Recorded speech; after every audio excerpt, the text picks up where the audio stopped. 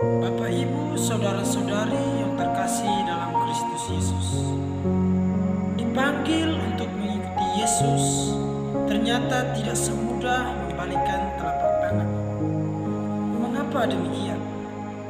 Karena masih ada keraguan-raguan dan penolakan dalam hati kita. Ketika kita tidak bisa lepas bebas dan mempercayakan hidup kita seutuhnya kepada Kristus, maka keraguan-raguan itu akan memperlambat dan bahkan akan menghentikan langkah kita menuju Allah. Mengikuti Yesus dan menjadi murid-Nya tidak bisa dijalani dengan tetapi kita harus menyerahkan diri seutuhnya kepada Dia dan senantiasa hidup dalam roh sebagaimana yang dilakukan oleh Matius atau Lewi si pemungut cukai yang meninggalkan pekerjaannya untuk mengikuti Yesus.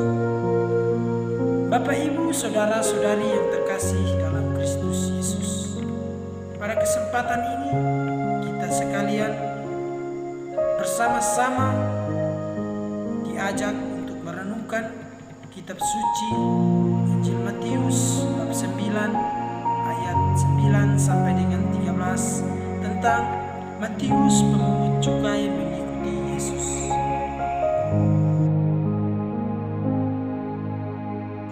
Setelah Yesus pergi dari situ, ia melihat seorang yang bernama Matius duduk di rumah cukai. Ia berkata kepadanya, "Ikutlah aku." Maka berdirilah Matius lalu mengikuti dia. Kemudian ketika Yesus makan di rumah Matius, datanglah banyak pemungut cukai dan orang berdosa makan bersama-sama dengan dia dan murid-muridnya. Pada waktu orang Farisi melihat hal itu, berkatalah mereka kepada murid-murid Yesus, "Mengapa gurumu makan bersama-sama dengan pemungut cukai dan orang-orang berdosa?" Yesus mendengarnya dan berkata, "Bukan orang sehat yang memerlukan tabib, tetapi orang sakit.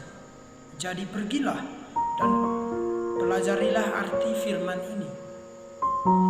Yang kukehendaki ialah belas kasihan dan bukan persembahan, karena aku datang bukan untuk memanggil orang benar, melainkan orang berdosa." Demikianlah sabda Tuhan. Terpujilah Kristus.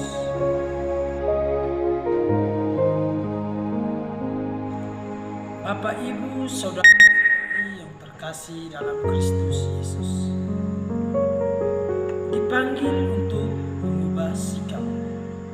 Itulah judul renungan kita bersama pada hari ini. Dipanggil untuk mengubah sikap. Dalam kehidupan sehari-hari, kita cenderung menganggap diri lebih baik atau lebih benar daripada orang lain. Kita merasa tidak nyaman jika harus bergaul dengan orang yang kita anggap kurang baik.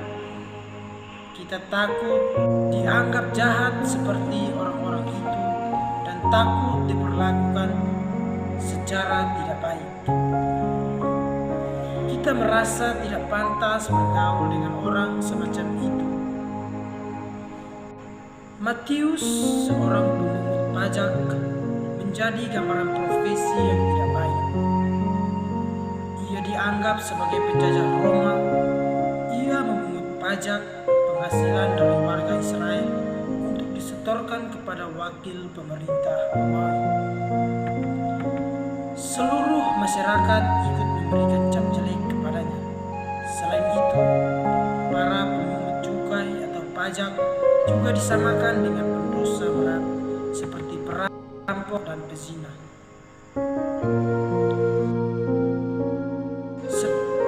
Ya Allah, aku mengucap syukur kepadamu karena aku tidak sama seperti mereka, orang lain, bukan perampok, bukan orang lalim, bukan pezina, bukan juga seperti